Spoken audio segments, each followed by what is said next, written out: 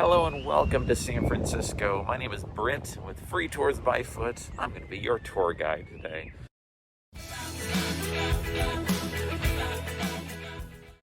I'm going to take you on a little virtual tour of our beautiful waterfront here. It's a lovely day in San Francisco. The skies are blue, it's sunny, it's a wonderful day to be walking around. So for the next few minutes, I'm going to take you to some of my favorite sites around the city, show you a little bit about one of the best parts of our city here.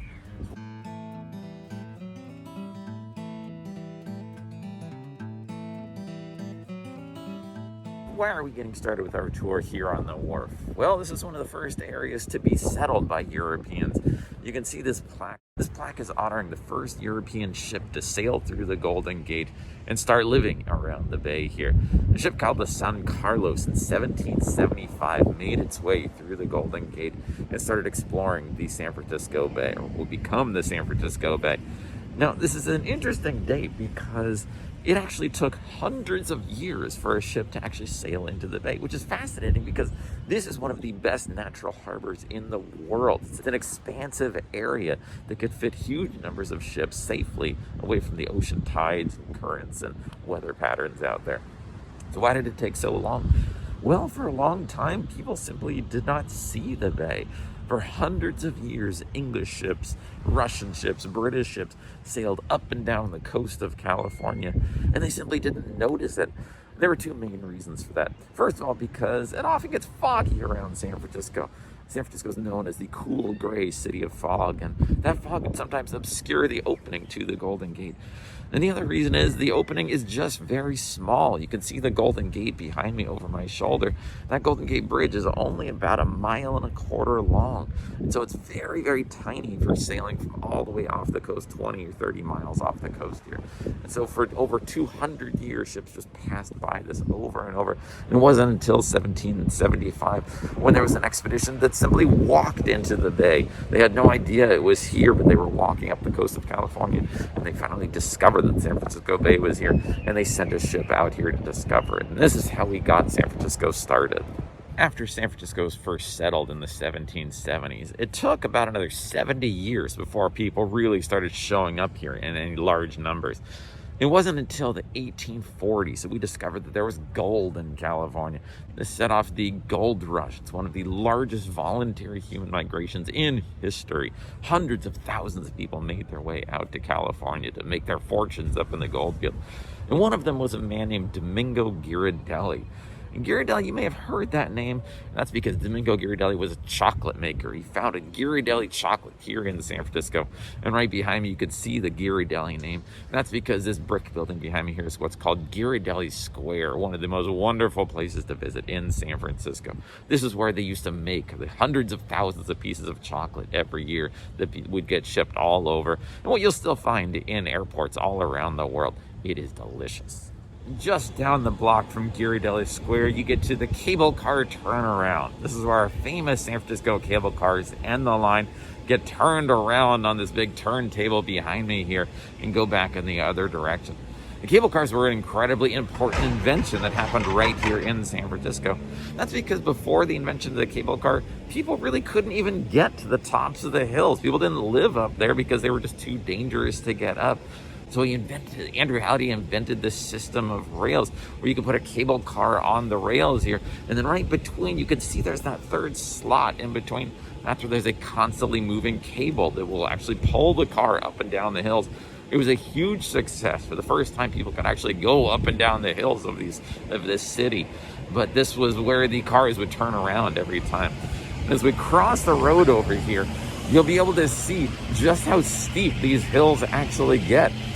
If you look just behind me, who wants to go up and down these hills every day on their horses or while they're walking? It's an incredibly difficult thing to do. And just across the street from that cable car turnaround, you see right behind me something called the Buena Vista Cafe. The Buena Vista became famous because they popularized a drink called the Irish coffee in the United States. Irish coffee was obviously invented in Ireland, who would have thought? But when it came here to California, it became a huge success. You had this mixture of hot coffee and sugar and cream. Most importantly, a shot of Irish whiskey. So they started serving it at the Buena Vista. They figured out how to make this recipe, and it became a smashing success, especially because it tends to stay a little chilly here in San Francisco, right on the water. So you can get this caffeinated warm buzz that sort of takes you through the afternoon along the water here. And the Buena Vista is the best place to get them in San Francisco. The Buena Vista has become so famous for making these Irish coffees. They serve literally millions of them every single year. They have an entire shipping container full of Irish whiskey sent straight from the distillery to this bar here. So if you ever get to San Francisco, be sure to stop by the Buena Vista while you're taking a walk along the waterfront. So this street right here, this is the main street of Fisherman's Wharf called Jefferson Street. And this is where you'll see the main tourist activities here. You have the restaurants, cafes, sort of mediocre souvenir shops and food stands. And so this is where most people come. But since you're with me, I'm going to take you to the place where only the real locals know about. We're going to go behind the scenes of Fisherman's Wharf, out to where the real fishing boats are and where the real work is done. So why don't you follow me back here? We'll take a little trip down this little alley. So welcome to the real Fisherman's Wharf. Now this is the line of boats that are actually going out working every day and catching all the fish that we're eating in our restaurants here. Now, if you go a little bit farther down here, you find a place where there's really bright, beautiful painted boats. These are the touristy boats, the show boats, sort of the ego boats as we call them here. This is not that. These are not the really beautiful ones. These are the kind of ugly working boats of the wharf here. Now, this actually also shows a little bit of the history of the wharf. Now, in the early days of San Francisco, they had boats called feluccas, just single sailboats that captains would go out fishing on. But this was a little bit dangerous out there back in the late 1800s, early 1900s, because they didn't have any real safety equipment. There's no radio, radar, sonar, anything like that, no radios. And so if it's a really foggy day out there, this fog will settle right down to the level of the bay. And so if you're out there, you're fishing, you're not always paying attention around you. These boats sometimes ran into each other and started sinking. So they had to come up with a way of making themselves a bit safer out there. So all the fishermen, when they would go out fishing, they would start singing a song. Every fisherman had his own song he would sing just over and over throughout the day. And it was a way of communicating your location here. All the fishermen would be not just on the lookout for other boats, but they'd be listening for songs that were approaching. If you heard a song coming a little too close to you, you had to steer out of the way. Or if you heard a group of songs in one area, maybe the fishing is pretty good over there, might sail over into that area. But over time, these felucca sailboats, they sort of became obsolete. And then you started to see a boat like this green and yellow one behind me called a Monterey Clipper.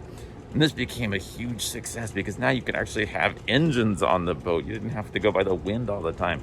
The boats were bigger. You could have more machinery on there. You could catch more fish, catch bigger fish. You could stay out longer.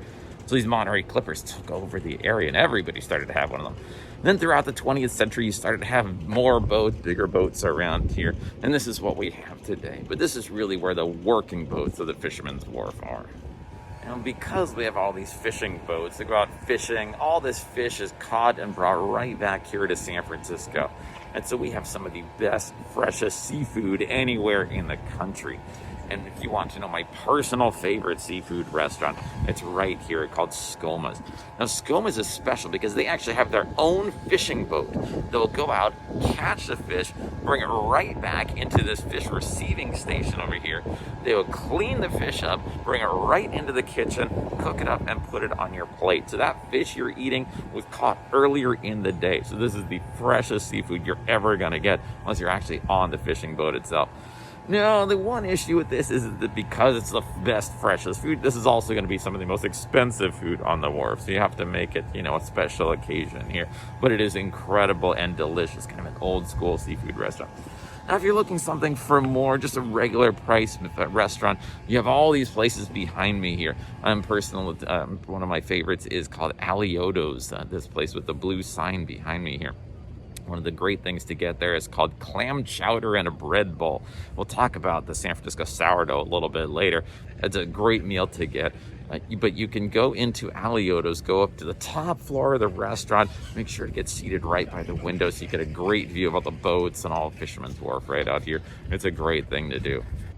Fishing has always been a pretty dangerous activity. A lot of people have lost their lives while fishing, really for the benefit of the rest of us here.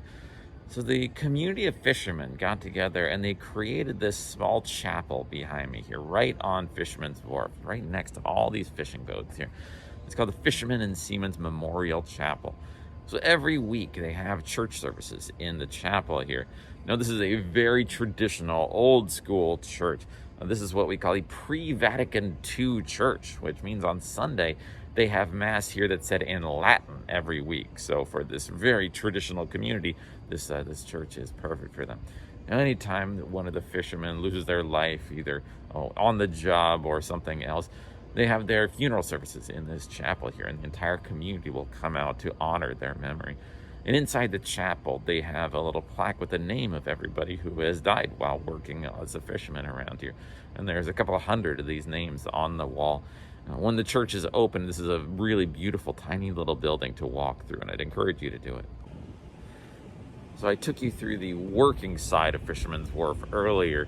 This is the money side, the business side of the wharf. This is where, when ships fill up with fish or seafood, crabs, whatever they were going for, this is where they bring it back. Now you can see this big piece of equipment right behind me here.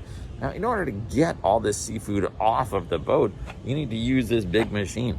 Now you can see this huge tube right behind me. You take this tube, you stick it down into the cargo area of the ship, you turn on this machine, and this big cylindrical vat is a big vacuum. It sucks all that fish and all the seafood off of your boat, and it brings it onto this machine. And so once it gets sent through this machine, it goes up to the top level here, and that right there is a conveyor belt. So the fish or the crabs will go right along that conveyor belt, and you workers can stand up here and pick out anything they don't want, anything below the size limit, anything too small, any trash, seaweed, whatever they have. Once it goes through that process, they get to drop down to a little vat right here. There might be a plastic bucket or a metal crate. And from there, it goes into any one of these garage doors. It's usually open in the weekends and the mornings. This is the seafood processing plant here. So this is where they will freeze your catch. They'll blast freeze it. They'll steam it, crack the crab, whatever you want. And then on the other side of the buildings, this is where the trucks will pull up and haul it all away here. So this is really where all the money is made. And this is where you have a lot of the activity when all the ships are sailing back in full of the seafood that we're about to eat.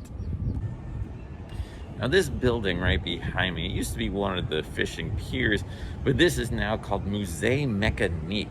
This is a fantastic place to visit if you get a chance, especially if you have kids. Now a lot of people have been to video game arcades where you put quarters into machines and you get to play a game. This is kind of like that, but this is like a museum of old arcade games dating back to the late 1800s. So if you wanted to see what a video game was like back in the 19th century, you can do that here. But it's a museum that shows off all these old machines. But what's great about it is that you can actually play all these machines. You bring a few dollars in here, you put them in, you turn them into quarters in the machine here, and then you can play games from all throughout history here. And I generally say, if you've ever been to an arcade and you've played these games, or when you were a kid, or if you've even seen people playing, I guarantee you, no matter what age you are, you'll find machines in here that you've played before, you've seen people playing before. So it's a great trip back through memory lane. And it's free admission. You can just walk through and take a look around if you want to. So now we're getting back to the touristy, but also fun side of Fisherman's Wharf here. This is where you have a lot of the restaurants that people will visit. Now, one of my personal favorite experiences is going to this place called Boudin Bakery right behind me. Now, I talked about sourdough. For San Francisco sourdough, there's no special recipe. All you need to do is you take a little bit of flour and a little bit of sugar and water, mix it up, and put it out on your windowsill. You open up that window, and over time, the natural yeasts in the air will come and start feeding on this flour and sugar. And as they churn through it, it starts creating little air bubbles. Now, all you need to do is you keep adding a little bit of flour and a little bit of sugar, and this kind of sour mixture will stay alive indefinitely. You can use that to make sourdough bread. Now, Boudin Bakery, they were some of the earliest sourdough creators in San Francisco. And because they've continually fed their sourdough starter, they have actually kept the same recipe alive for over 170 years. Ever since the days of the gold rush, Boudin Bakery has been serving the same sourdough bread that even went through the famous 1906 earthquake and fire that destroyed almost all of San Francisco. One of the workers in Boudin Bakery came through and they grabbed the sourdough starter as the city was burning around it. And so they've been able to keep that same starter alive through the last 170 years or so. It's a fantastic place to visit. You can go through the bakery, you can see how the bread is made, you can get a bread bowl or a baguette. It's a fantastic thing to do.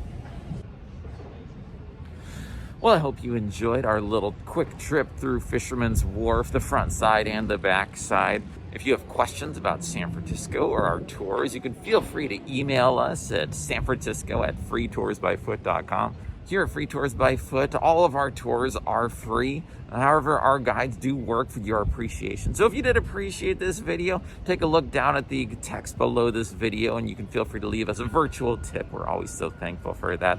If you're looking for more information about San Francisco, how to visit the Golden Gate Bridge, or of course our famous Alcatraz Island, the old prison island right behind me, definitely feel free to like this video and subscribe. You can see all the new videos as they come up here.